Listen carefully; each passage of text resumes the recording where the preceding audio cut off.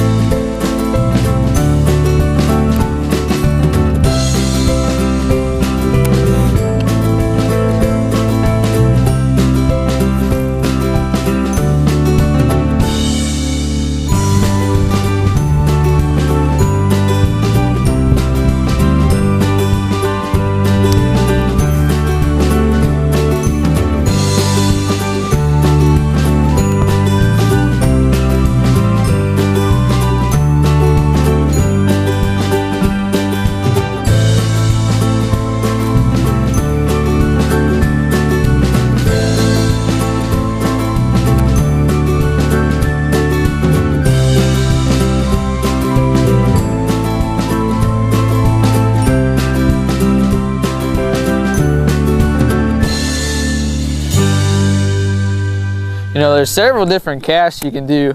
Like you've been seeing me do here, it's called the roll cast, and all you do is just roll your wrist. That's it.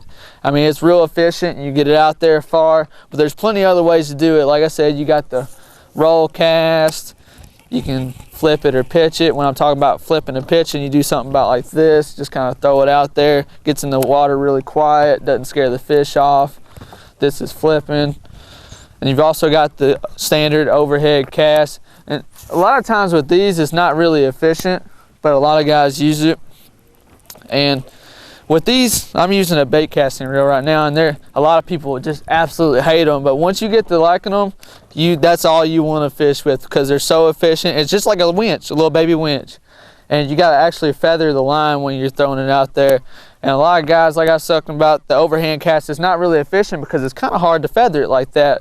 But when I was talking about the roll cast, it's easier.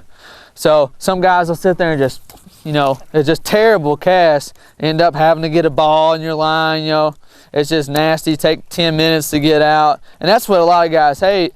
But with the roll cast, you've got a lot of time. That bait kind of hovers over the top of the water. Your line is straight and your hand is straight, so it's a lot easier to feather like that.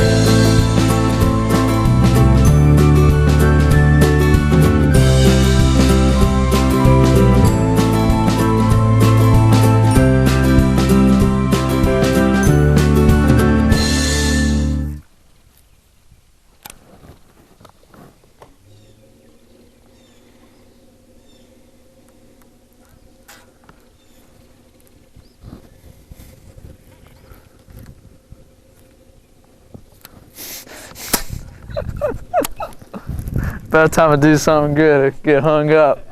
What it was is that fish is actually sitting on the backside. See it where it kind of breaks on the backside of that rock? Yeah. He was actually sitting on the backside of that rock. That current's going so strong where I cast in the middle of those trees, I got hung on this right tree. That bait got drifted right into it. And there's just nothing you could do about it sometimes. You're gonna get hung up. It's part of the game.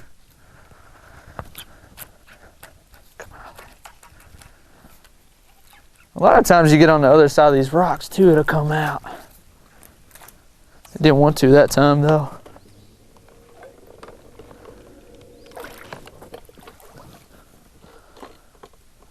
That tree.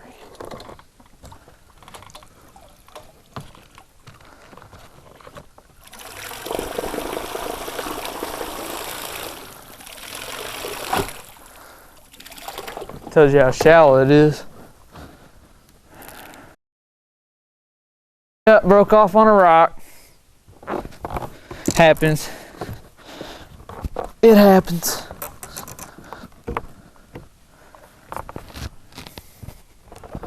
I need to get in here and get a half ounce out. Alright, I'm gonna have to retie here because I got stuck up, hung up, and I don't want to break off the fish. So, I'm gonna show you, I think it's called the Eugene slip knot, but there's a lot of people that don't know. I don't actually know the name of it, but I think that's what it's called. But it has one bad to the bone knot, especially with fluorocarbon when you're using soft plastics and jigs and things like that. So, first thing you do is you feed it through there just like I did. Take your tag in, go right back through there, even it up just like that. You know, you got your loop here, just like the Palomar knot. And instead of going through like that for a Palomar knot now, we're gonna hold it, pinch it up here. I'll wrap it around 4 times. You're gonna wet it down. You're gonna take that little loop, and where you pinched it, there's gonna be a loop. If you can see that. And you're gonna go take that loop and go right back through there. You're gonna cinch it down, wet it down, pull it to, and it's gonna leave you 3 little tag ends. Now I know it looks like a mess, but that is one bad to the bone knot, I promise you. Take you some scissors, just cut them right off there. And that's the knot. And that's why you buy a whole bunch of them.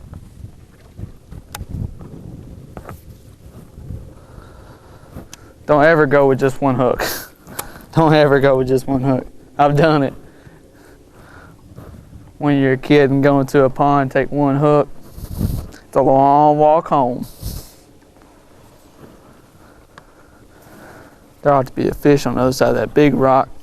There's a big current break on the other side of that. You can see it still on the back side of it.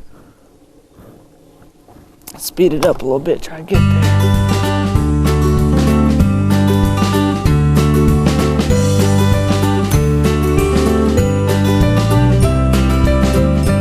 Well, we've caught a few, but I still don't think we found them completely yet.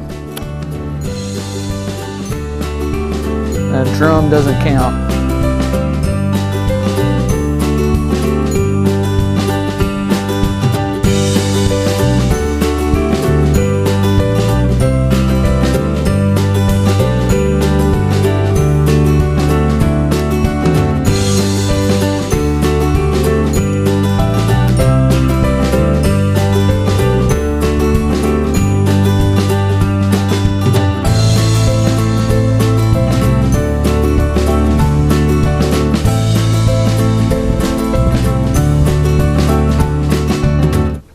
Now, believe it or not, I have caught a crawdad on this jig that imitates a crawdad. We were at Barren River Lake in Glasgow, and I caught the absolute hugest crawdad I've ever seen in my life. It was twice as big as my bait, and he just clipped onto the end of it.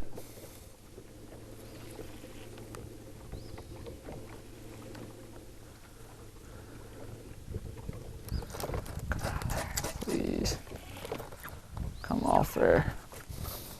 There's a great big rock in the water.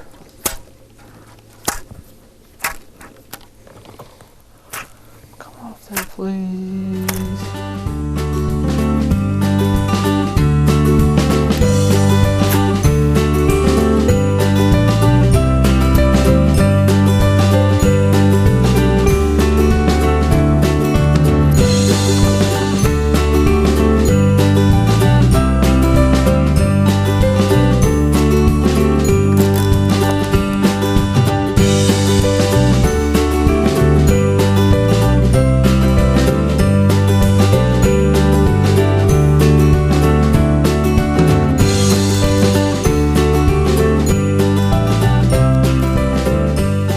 Our hands stink to them. They're repulsed by the smell of human hands. And anything I could do to get that human smell off of there is a plus. Like, you know, I've got things that's cooked down crawdad, I've got garlic, and all that stuff's fine and dandy, but when you find something that just gets rid of human scent, I think it works tremendous. Now whether they actually like coffee or not, I don't know.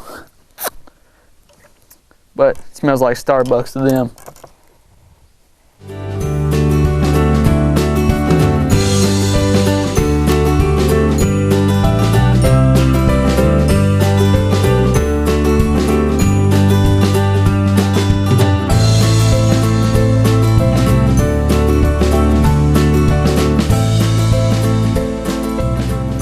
There we go. A little bitty one, little guy, little large mouth.